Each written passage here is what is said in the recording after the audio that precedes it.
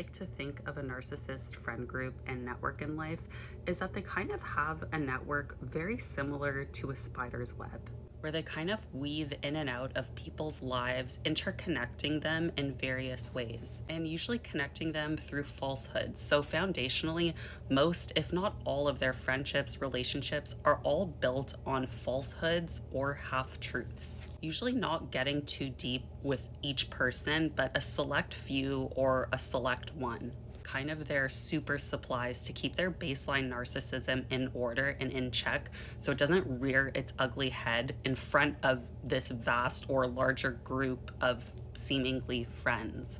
They reserve that specifically for you because they know to varying degrees that they can take advantage of your kindness. Willingness for maybe more chances, willingness to hear them out, making up excuses for their poor behavior or accepting their poor excuses for their poor behavior and justify it just for them to do it all over again, if not do it even worse, or even start like a smear campaign on you, for example.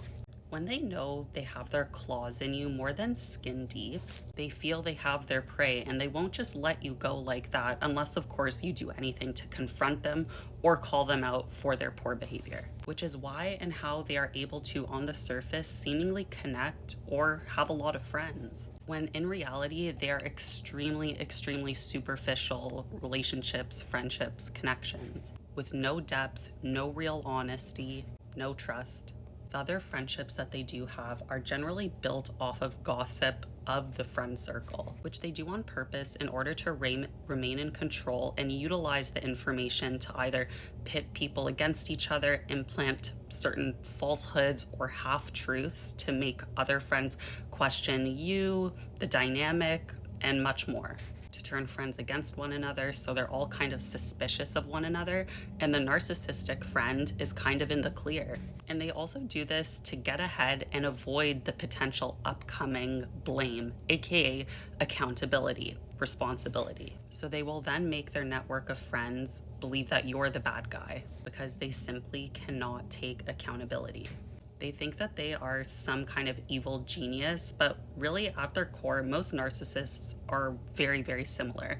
And when you see the patterns, it's quite obvious. And the responsibility can never be on them. So they keep a vast oscillating circle of friends so that way they can keep hopping and blame shifting, moving away further and further from not only taking accountability, responsibility, but also moving away from reality and truth. And they do this on purpose so they always have people around them. Some friends in the circle will dip out once they see the mask slip.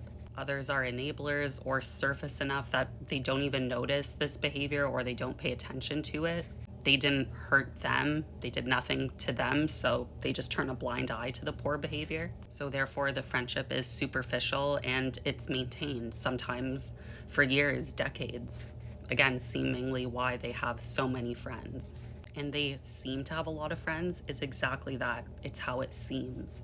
A narcissist is a master or tries to be a master of appearances and how others perceive them and view their lives. For example, how many friends they appear to have. It is confusing because it's not real. The actual reality is a narcissist is a perpetual child and is absolutely petrified and terrified of being alone. So they do what they have to do to ensure that they have narcissistic supply. If someone is benefiting the narc's ego in any way, they will likely be in the narcissist's life forever until they do confront or point out anything they did wrong. Then say bye-bye. The devil horns start peeking through, and these are very painful realizations, especially when we realize we were nothing more than really pawns to them, a means to an end. But it's far better to see things for as they are rather than playing into the illusions and delusions and ignoring reality. They can be the master of illusions. And that large friend group, once you get past the surface layer, is just that, an illusion. An illusion of depth, an illusion of closeness, an illusion of deep meaning, and an illusion of an unbreakable bond and connection. It's simply not real and fake, just like they are.